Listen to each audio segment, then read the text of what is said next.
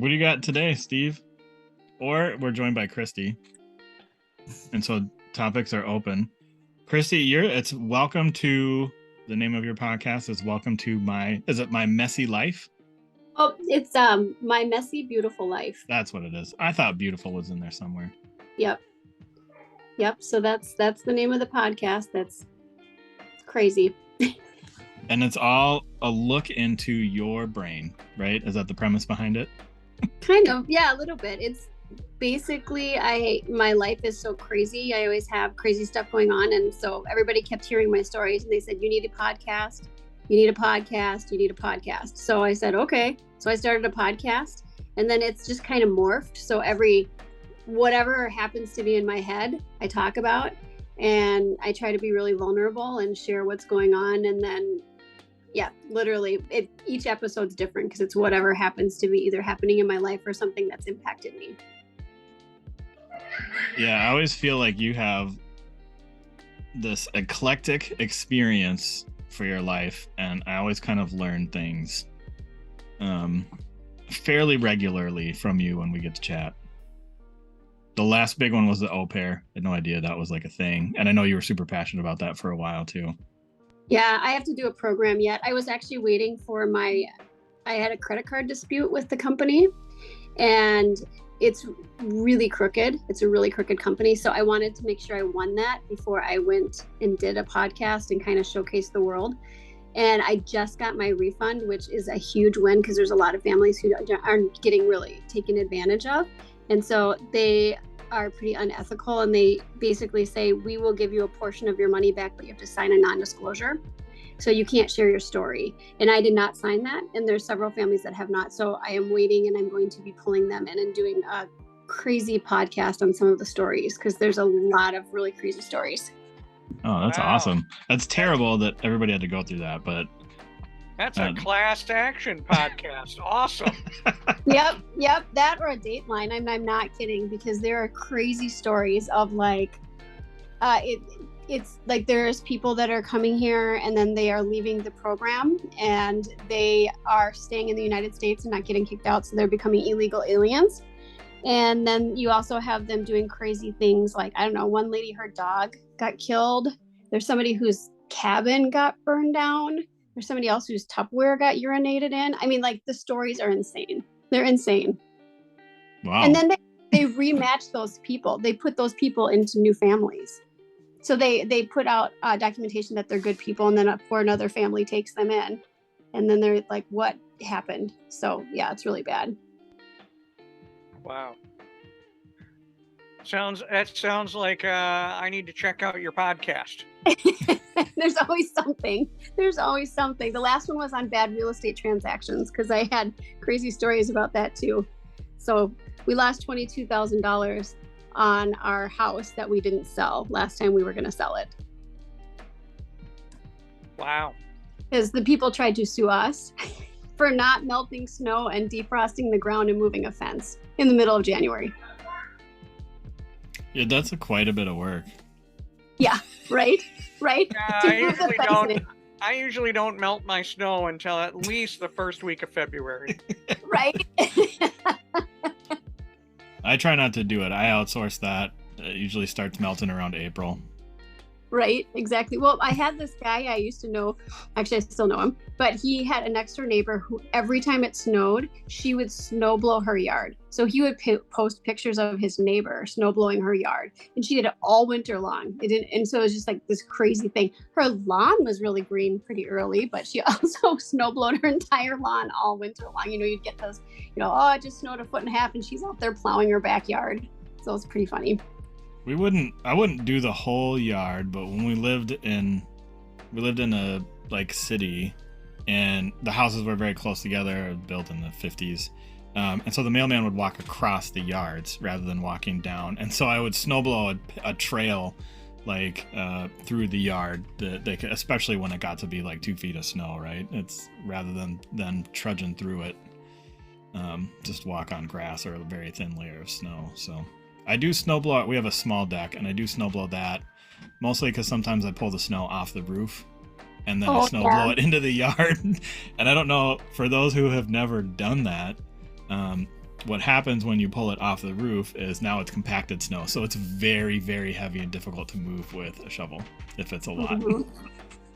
And you don't really want to have all that piled up on your deck for too long because it is really heavy and it can deteriorate your deck. So it's kind of like there's all these unwritten rules about winter. So for anybody who is moving to a cold weather location, interestingly, there's also a book that I have that's about living in a snow place and how to handle it, because I'd gotten it for my au pair to prepare since she had originally been from Brazil, and all the things you need to do to be ready for winter, including like today I got my sprinklers blown out. Yeah, I feel like I have a PhD in clearing snow. Our driveway is like insane, so our house sits below the street, and so I snowblow it with a snowblower. Then I have to go over it with a shovel so it's completely clear, because it's the only way to get out of the house as well, just the way that the landscaping is set up. So it has to be completely clear so nobody falls down. I did one time. I used to have this like a push salter, like a fertilizer. Yeah, what do they call them? It starts with an S, and I can't think of the name. Oh yeah, spreader. There's another one. I'll think of it in a minute, maybe. Anyway, so I had one for salt specifically, like it was this really nice heavy duty one. And it was one year when it had like rained overnight, so it was icy. But it was like that stupid ice where it's kind of sticky for like 5 seconds, and then so I'm like going up and down with the salt, and I slipped on the driveway, and up me and the thing went, and it landed, and it broke. That's how hard it hit the driveway. Oh man. Well, it's dangerous. Yeah. It really is sometimes because it's so slick. People fall down and they hurt their heads or they have heart attacks shoveling, so you have to be careful. Yeah. Yep. That's what I like to make jokes about, the heart attack snow. It's that really heavy, wet snow. That's when that's when they have heart attacks, because they're not properly trained. True. It's true. One of the best things that I've ever bought, and so I have Siberian Huskies. I've got 3. So there's no rest for the weary. So you have to walk them year round. Doesn't matter if it's cold. I used to have a rule. I wouldn't walk them if it was below 0. But then since it's like a month of below 0, I had to say forget it. And so bundle up, go for a walk. And I would sometimes slip and fall and hurt myself because you can't see the ice underneath the snow. And I ended up picking up a pair of boots. They are the coolest thing that actually, I'm such a nerd. I had to buy 2 pairs because they're so awesome. And they have metal spikes in the bottom, so you can change out the sole. So you can do it with metal spikes or without. It is amazing because I grip the ice then. And so I watch my dog slip and I'm like, haha. Did you grow up here, or are you transplant? No, I've lived in Minnesota ever since I was 1. So I have no excuse to complain about anything because I chose to live here. Oh, I was just you're talking about the ice, and I'm like, yeah, we have this thing. I think a lot of northern places do walkable ice. Like, you look at ice and you're like, yeah, I can totally walk across that, no problem. Like normal walk too, not like the ice shuffle. But there's a difference between walkable ice and non-walkable ice. The penguin walk. Yeah, well, if that's the problem, is if it gets warm and it gets that wet on it and it's just complete slip, and sometimes that stuff just hides. Well, especially when you're walking Huskies, because you're walking them so fast, because they're bred to pull sleds. Yeah, my dog wants nothing to do with the cold. What kind do you have? I have a boxer. Oh, those are so my good. dog will be like, hey, I think I want to go outside. So I go and I open the door, and she sticks her nose down. She's like, man, it's cold out there. I can hold it. And she's like, I'm not going out. Oh my goodness. Funny. Is it a boy dog or a girl dog? It's a girl. And does she wear sweatshirts or anything? Does she appreciate that? No, she's not a big sweatshirt fan. She'll tolerate it, but not a fan. Okay. Yeah, because some dogs like those things because that helps them with that cold weather. Yep. Are we getting close for you to pull the swan out of the lake? Oh, it would be. However, they emailed me just last weekend and informed me that a neighbor paddled out there in an air mattress and retrieved them. They're the ones that at where my mom used to live. She moved away, but the neighbors still put these fake swans out in the pond because they keep the geese away. Swans and geese are like mortal enemies. Oh, that's hilarious. Why did they not like? Oh, sorry. So in the spring, I go out there in my kayak and drop them off in the middle of the pond, and they have this little weight that holds them, and then they just sort of drift around a little bit. And in the fall, I retrieve them, but I didn't have to do it this year. That's hilarious. So what's wrong with geese? The pond where they are just gets hundreds of them to the point where everyone's yard is littered with goose poop. So they try to limit the number of geese. Nice. Okay. So it's sort of like Rochester, Minnesota, where they have all those geese. Mm-hmm. If you didn't know, they have a ton of geese down there. Yes. And there are some people who are like big goose lovers. Oh, we should just let them be. Well, the problem is because all the humans have moved in, the predators moved out. So there's nothing to keep the geese in check. However, fun fact, I had a fox walk right through my yard yesterday. And my dog was out there just looking at it like, oh, a fox. Didn't care. That's hilarious. Speaking of predators. Do you ever hear coyotes, Steve? Every once in a while. Yep.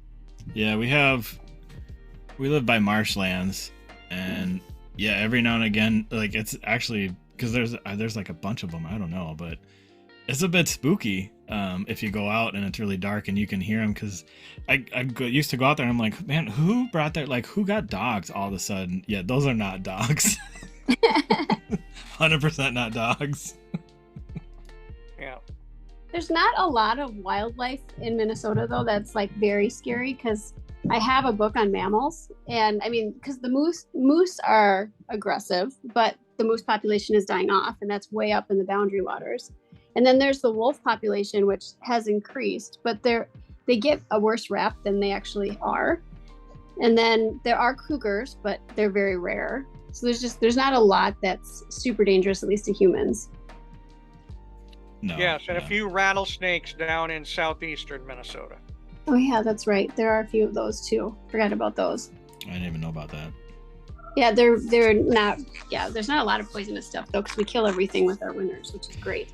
Yes, I'm not looking forward to having to move farther north to get that benefit as things warm up. I'm a little bummed about that. Hey, you could be my neighbor. It's fine. It's fine. That's what we're doing. We're moving north. So, yeah, we should have more animals too. I never even thought about that. So huskies have a super high prey drive, and they kill things. So if a fox would come in my yard, I'm pretty sure my dogs would be like, sweet, bring it on. Because they like to kill. Seriously, my first husky had a resume of death. And so he had killed birds. He jumped in a bush one time walking him and came out with a rabbit. That scared me half to death. He almost killed a turtle. He dug up and killed many moles and voles. He killed a cat on Christmas Eve. That was special. So at my in-laws. That was really great. Was it like, did you have to have that conversation with everybody? Oh, it was horrible. So in my in-laws, they live on a farm. And I had told everybody, you never let a husky off leash. Never let them off leash. They do not listen. They run away. They have a high prey drive. But does anybody listen to me? No. So we got to the farm Christmas Eve. They opened the back. They let the husky out. He took off. He got a farm cat and immediately started killing it. So my husband's throwing snowballs, in which he lost his wedding ring in a snowbank. My mother-in-law sobbing and weeping and gnashing of teeth, and they're screaming and yelling, and they finally separate them, and then they had to shoot the cat because it was in so much misery. And that was the start of Christmas. Oh, that's amazing. So I love that, like, it wasn't enough that the husky attacked it, but then they had to shoot the cat. Like, they... Yep. Wow. Yep. That's awesome. So I like the Tickety Talk app, and I listen to all these stories that people tell, and lately I'm just kind of like, I think these are all fake. Like, and do I care if they're all fake? No, I'm still entertained. So like, they could be real, they could be fake. I don't know. It's still good stories. But it's like, I mean, you wouldn't even think, I don't, at least to me, like you wouldn't have that story where like a husky was killing a cat and then be like, what would make it even crazier is if a person had to shoot it afterwards. On Christmas. Like you wouldn't even make that up. Right? Well, here's the crazy part too, is like my husband lost his wedding ring in a snowbank and it was platinum, so it dropped all the way to the bottom. And we figured it was gone for good. His mom walked outside the house. It was like out by the barns, and she looked down and found it in the spring. Just like happened to see it. Wow. So he still has his original wedding ring. Nice. But it's just like crazy because it's like, what? She actually found the ring. Yeah. But yeah, that's the thing. That's why I started the podcast, because this is like normal occurrence, right? Like all these just crazy, stupid stuff that happens to me.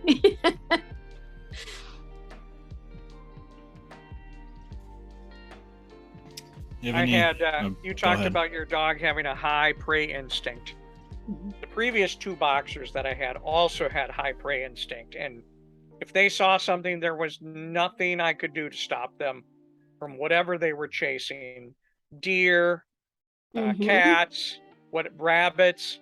But the one I've got now, like almost a non-existent prey drive. Funny. Yep.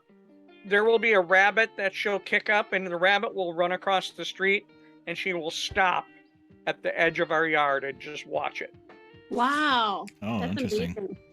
Yeah. That's amazing. Is that normal for boxers that they have a high prey drive? They would normally be totally after that rabbit. Okay. This one, this boxer is just awesome. Doesn't run, doesn't get into trouble.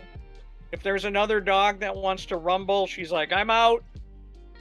Don't want anything to do with it. So. Oh, that's awesome. That's really cool. So what are they bred for? To track down and hold at bay bears and boars. Oh, funny. Okay, that's super interesting. Because a lot of dogs, they've been bred for something, and that impacts their personality or how they react. So that's super fascinating. Mm-hmm. Yeah. I should have gotten a Bichon. That's what my friend has. They were bred to entertain kings. Which ones are those ones? They're little white puffy ones. If she's listening to this someday, I'm sorry if I offend you, but they're small white dogs, and how they groom them for show dogs, they almost have like a giant white head. But Yeah. But if you shave them and don't keep a giant white head, they're actually pretty cute, and they are just little white puff balls. Do they have? Does the tail shoot up and like curl around? I don't remember if it curls around. They're probably like maybe 20 pounds. They're little white puffy dogs, and they're really happy. So some small dogs can be ornery, and this breed is kind of just really happy. They're just really happy. And she's always had that. It's kind of funny. You could sometimes fall into a breed, and then you just kind of stay with them, it seems like, because we just fell into Huskies, and now we've had 4. So it just, I don't know, maybe you just come to know them or love them. I'm not sure, but we just keep getting them. I think I'll have to phase out eventually though, because I won't have the energy to deal with their antics for my whole life. I like the husky videos, because everybody says huskies are like moody teenagers. Like that's just like the vibe they give off, and it's hilarious because they're very vocal in like a very different way than a lot of other dogs. And so you've always got these, like somebody's like, what are you doing? And the dog's like, mouthing totally off exactly like a teenager would, not making any, like, no words, just noises, whiny, like, Yep. yeah, Oh, totally. I love it. Yeah, they are. And then they're like, we went to a dog trainer with my second alive dog, Abby, and the lady just looks at me. There's all these people, and she says, so have you had a husky before? I said, yeah. She's like, okay. And the rest of them are like, why? And she said, well, they're kind of like a cat. Like other dogs, you might say, sit, and they're like, oh yeah, I'll do it, whatever you like. And the husky's like, yeah, why? And so they'll challenge you on every command and everything that they do, and they are not obedient. And you're right, they have a lot to say. So one of mine will sit outside, and then they'll start howling, and they're like sirens. They'll start going off all together. I'm like, shut up. Yeah. And they'll tell you, they'll be mad, and they're like, roar, roar, roar, roar, roar. So you're totally right, they're sassy. Yeah, I just saw a video of some lady that was like, she wanted to get a dog, and she asked, I think it was a Great Dane first, and they're like, have you ever had a Great Dane? And she's like, no. They're like, then no. And then Husky was the next one. They're like, have you ever had Huskies? And she's like, no. She's like, then no. Like, you have to have experience with these dogs, or like, you got to have time. Like, yeah. Great But Dane. how does one get experience, and how are you allowed to have one if you've never had one? Right? Like, That there's is got to true. be, is there like a gateway dog to the? She tried a number of different places, and I can't remember if she actually got a Husky or if she landed on something else, but she was basically like, she's like, I'm just looking for a dog that will run with me. Like, I run, like, and I want to make sure that they can do the running and that they can run for as long as I can. Like, that's what I'm looking for. Oh, then a husky is perfect for her. I mean, Yeah. that would be perfect because Yeah, but Yeah, nobody would give it to her. I think she found a place that gave her a dog. I can't remember if it was a Husky or not, but she kept going to different places. but people are strange about it. I'm really picky about who they give huskies to because so many end up in shelters. I mean, they're always in shelters because they run away or people don't understand what they're getting into, and then the husky eats their sofa and then they give it away.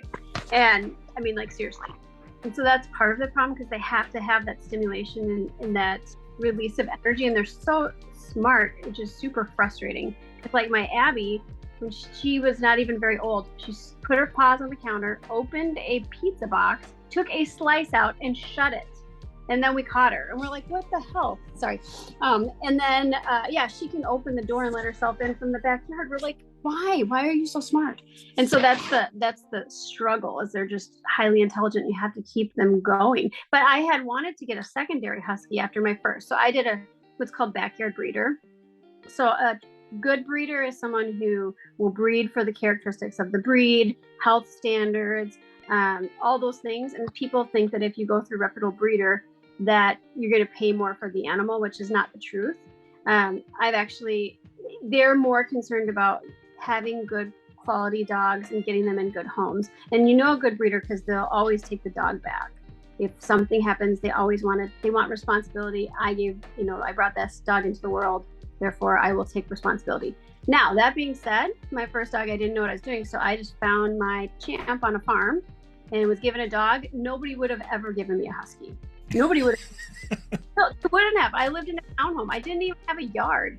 I mean, and he actually had some health issues because he didn't have a yard. And then I tried to get a second husky, but nobody would let me adopt a husky. Nobody would let me have a husky, even though I already had one. And that was really frustrating. So I could see how that person would be frustrated. But then I got a single family home, and then everybody's like, okay, we'll give you a dog. Yeah. No, but it's hard. So walk me through the decision process on how you go from no huskies, no dogs, to one husky, from one husky to two, and then from 2 to 3. Walk us through that. Yeah, it's like tattoos. No, just kidding. No, I love dogs. So I love dogs. And my parents were the worst dog owners ever. And so they had 7 children. My dad had 3, got divorced, and then had 7 kids. So he had a lot. And they were terrible pet owners. So they would get a dog when I was little, and then within a year they'd get rid of it. And I would be brokenhearted, and then a while later they'd do it again. And so I think I went through about 5 dogs growing up, and my heart was broken 5 times. And so when I met my husband, I said, I want a dog. And at the time, my roommate had a husky, and then I got married, and then my husband decided in his brain that the only breed he could have was a Siberian Husky, because that's what he wasn't allergic to, which is crazy, by the way. And if he listens to this, it's crazy, because that would not be your hypoallergenic dog. But I didn't care. I just wanted a dog. And then I read about them, and I thought, this is a terrible idea.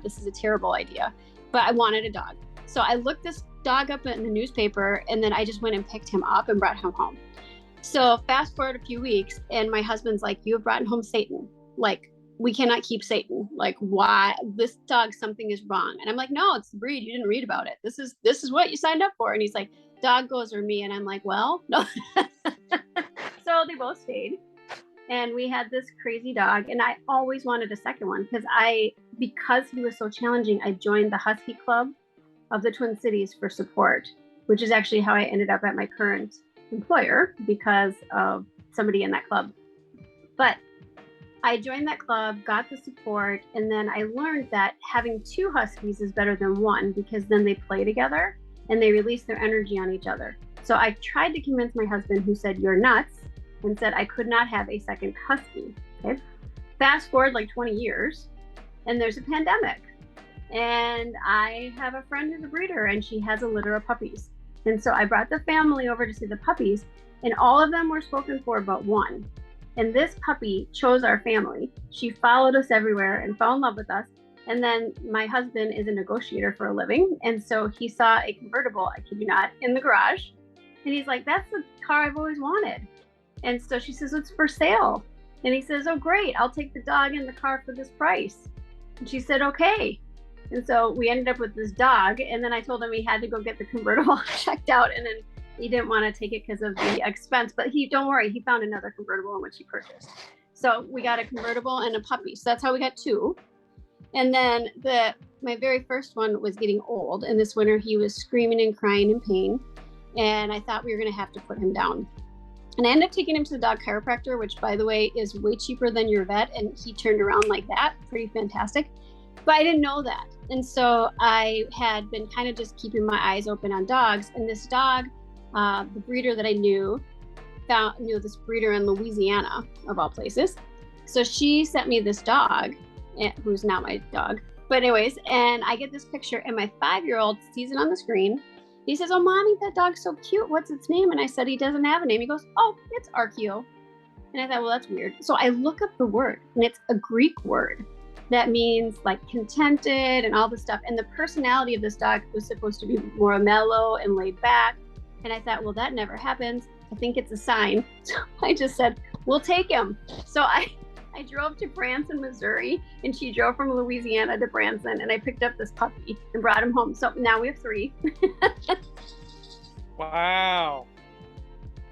So That's a circuitous route. And how is the first one doing?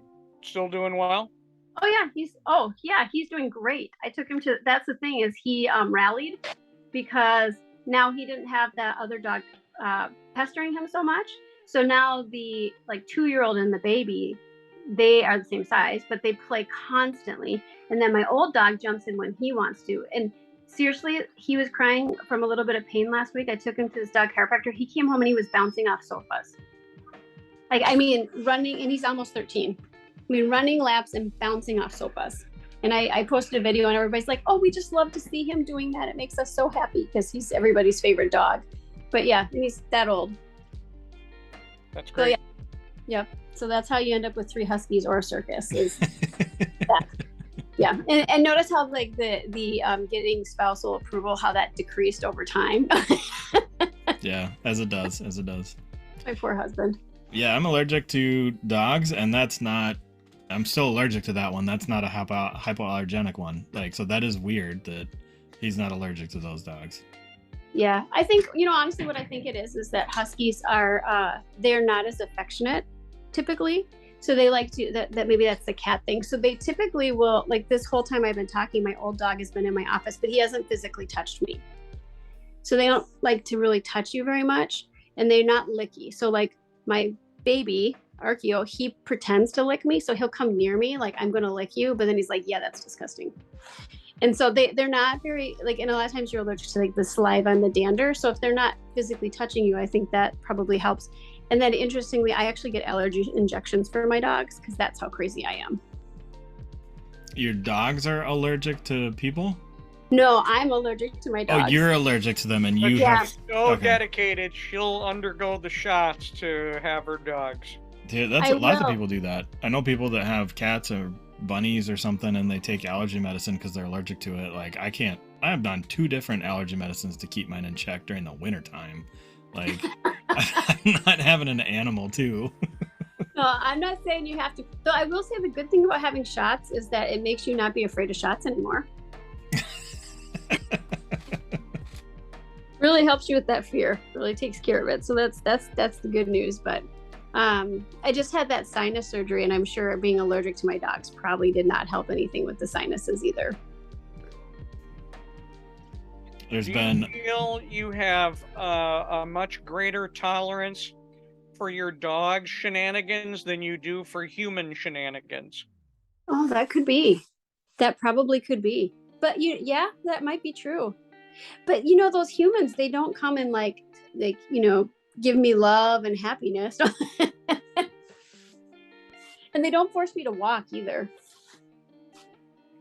Mm-hmm. Maybe little kids.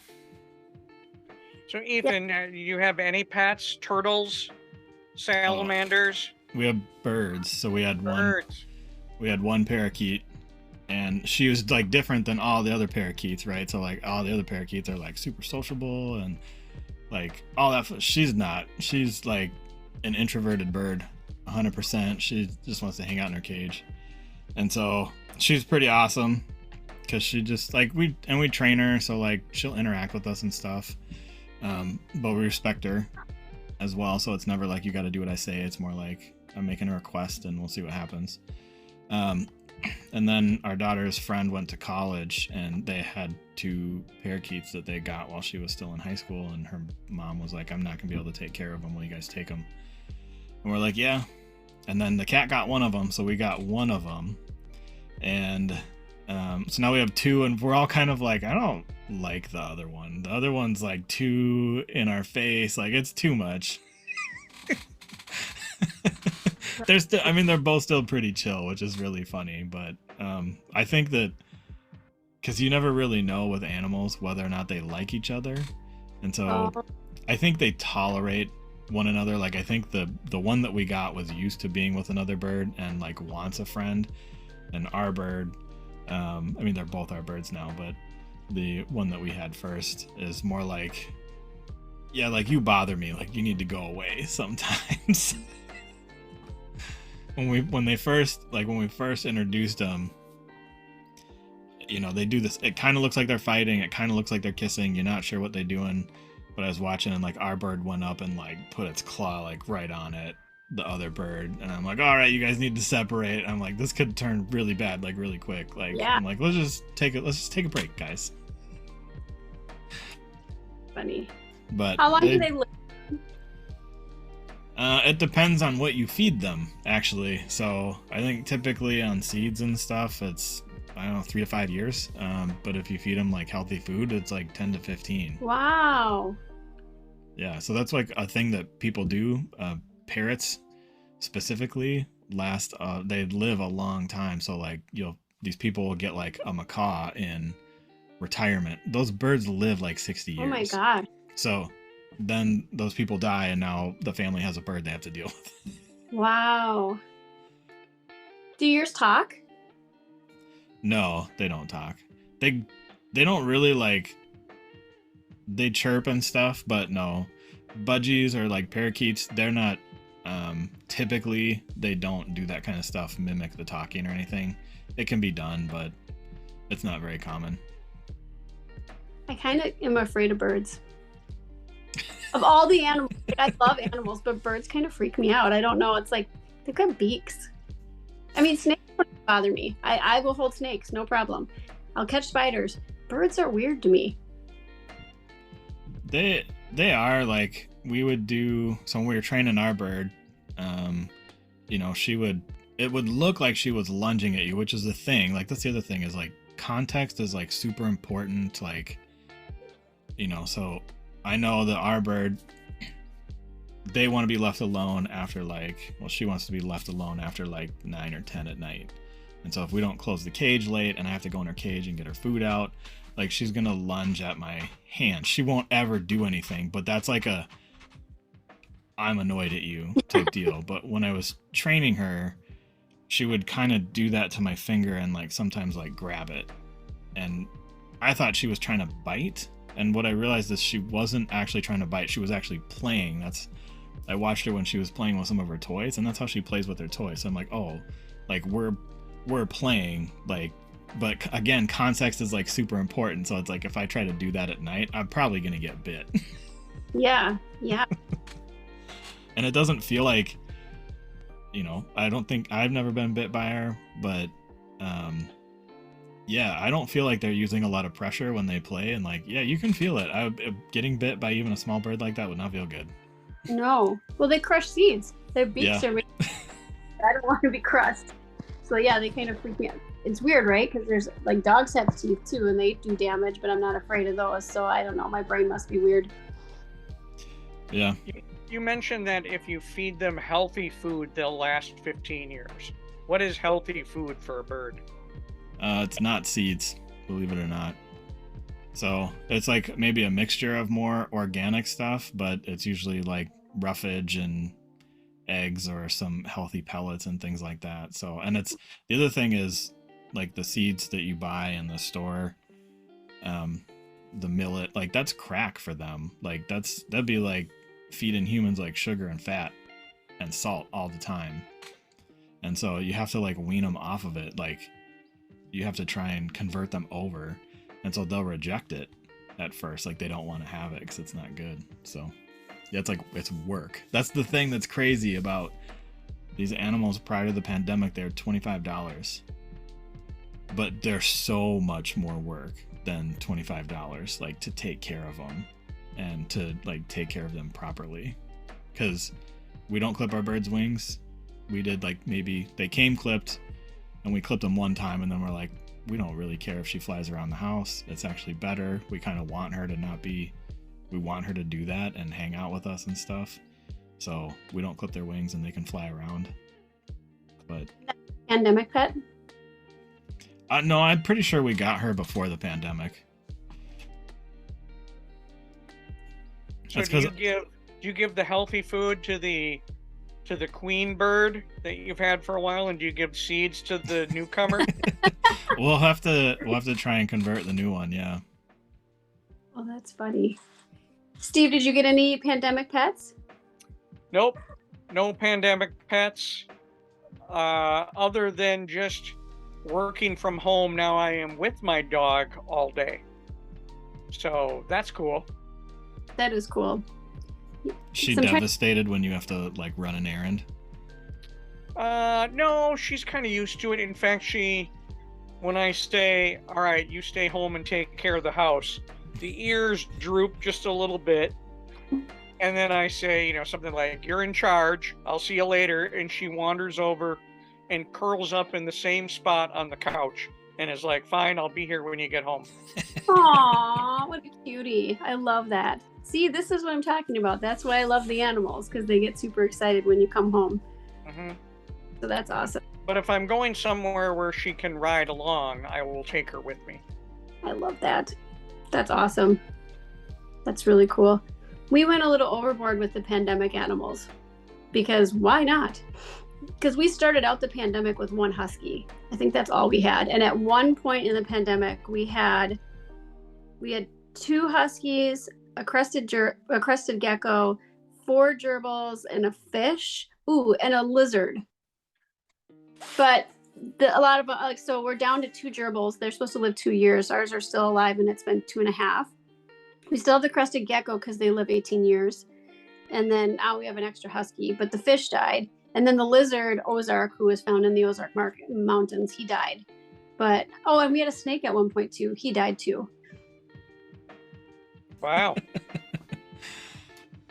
Yeah. You've had everything but the birds. I know. Luckily, nobody's asked for that yet. Well, and I actually, the gerbils, I was like, no, you can't have gerbils. I don't want to take care of gerbils. And then they're like, supposedly my husband was going to take care of them, but that didn't really work out. So then I ended up taking care of them. And then I felt bad because one of the gerbils died right away. And during the pandemic, it was hard to find pets. I drove all over the cities trying to find a second gerbil to be friends with that one. And then I couldn't find any. I could only find girls instead of boys. So I ended up buying 2 girls. And then I'm dumb. So there's 2 cages, one with the boy and one with the girls. I was like, I am not blending these animals. I do not need more. So I did hold on that. How do your dogs handle these other animals in the house? Oh, that's the hard part because the gerbils don't get played with because they have to be on a high shelf because the huskies, being as smart as they are, they jumped on the sofa, used their front paws, and tried to shove the cage off of the table onto the floor so they could get the animals, and tried to pry the lid off. So I was like, okay, this isn't gonna work. So they've had to be on a really high shelf, or they've been in the garage or the front steps all summer. And so I can't believe they're still alive at 2.5. But yeah, but then the crested gecko, they don't move really. My dogs don't even know that the crested gecko is there because they're nocturnal, so they move at night. Actually, that's actually a super cool pet. So Ethan, that would be a good one for your family outside of the 8-meter.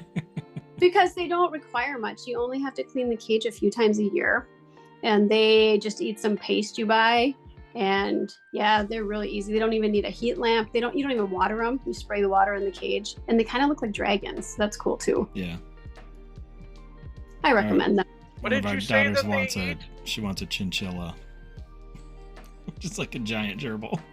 Those are a lot. Those are a lot of work. I think they live a long time. Yeah. Basically everything lives longer than what they tell you at the pet store, and like it's a way bigger commitment. I think like having any kind of pet, no matter how the size, it's like a way bigger commitment than anybody actually realizes. I have a great pet story. I just remembered this. And you reminded me of it when you said they live a lot longer than the pet store tells you. I had a niece on my wife's side who wanted to have a pet, and she was kind of going through some challenging times as a teen, and she ended up getting a tarantula. Oh no! Ew. And she would have it. She would be over at her grandmother's house, so my wife's mother's house, and she would have the tarantula there, and she would let it out, and the tarantula would walk around. And she was sitting there like watching TV or something, I don't remember exactly, and had the tarantula out, and then woke up and had no idea where the tarantula was. Oh my gosh. And looked everywhere, could not find the tarantula. And so everyone was alerted, hey, the tarantula is loose in the house somewhere, we don't know where it is. And of course, this is freaking people out, right? And she says, but don't worry. You know, when I got it at the pet store, they told me it had been defanged. Okay. Well, after this happened, people decided to investigate this, like, okay, you know, where would this tarantula go? And let's research it. Turns out there's no such thing as defanging a tarantula. Yep. Oh. And I believe the tarantula was found like after like months, and I think it was still alive, I think, and I don't remember where it was. It was like up in the drapes somewhere. I don't remember what the deal was, but it was not defanged and it was loose in the house. That was awesome. Yeah. I was gonna say defanged. No, that's not a thing. No. But they'll tell you anything at the pet store to get you to buy it. Right. Well, they're not even real. They're not spiders. What are they? They're something else, because they're not real spiders. They just look like spiders. I don't know. I can't remember. They're not spiders. They're something else. But I mean, I would have a really hard time not stepping on it or something. I mean, I'm not going to lie. They kind of freak me out. They're big, like a hand. They're furry. Yeah. Ugh. Not a fan either myself. Steve's looking up what they are. I am. It says it's a member of this. It says it's a spider, but it's a member of a specific family. Oh, well, I stand corrected. Good. I'm so glad we have the internet, because otherwise I'd be really dumb. If only I'd taken the time to look up whether you can defang a tarantula back then. Yeah. And most everybody has the internet, and there's still a lot of dumb people out there, so. That's true, because people don't check the source of what they're looking at. My sister, well, actually, she's not anymore. She's a principal this year. She's the principal of a high school, and she has spent her career. So I've kind of ping-ponged all over IT, and she always wanted to be a teacher, but she probably has ADHD that's not diagnosed, but she's ping-ponged all over within education. So she's done, teaching. I think she maybe did a little bit in elementary school. She's done middle school. She's done English. She's done mentoring and coaching. She has her administration license. She has her master's degree. So she's done a lot. But one of the things she works on with the kids when she has taught them is, how do you know something is true? How do you know what you're looking at on the internet is actually true? And she has them go home and ask their parents, because of the algorithms and your computer and all that kind of stuff, it's going to show you things that are interesting to you, right? So if you have a bent in one direction, now they're feeding you that. And so it kind of frames your mindset. And so she talks about that, like, okay, having the information show up in multiple sources is a good indicator that it could be truthful. If it's off the wall, it's a good indicator it's probably not truthful. Reputable sources that seem to have consistently good information, things like that help to drive truth. But it's really something that's challenging, especially when there are people who are vulnerable and then they don't understand that images and videos can be edited to make them be whatever they want them to be too. So that you have to be so diligent about finding what really truth is. Yeah. Yep. I like messing with the algorithms on my social media stuff, and like, because I have a pretty good handle on how they kind of work and determine, right, aside from following things and liking things, which I try not to like things as much as possible. But then the way that they, what you're actually looking at and how you get down these different rabbit holes. So it's really fun because, like, I feel like the stuff that gets served up to me changes pretty frequently, which is hilarious to me. That's awesome. Or if you get tired of something, you can be like, I'm going to go ahead and Google puppies so that they show up on Facebook, or whatever. Because whatever, you could look up dirty diapers and I swear that would show up in your advertisements. So, you kind of can pick like that too. Yeah.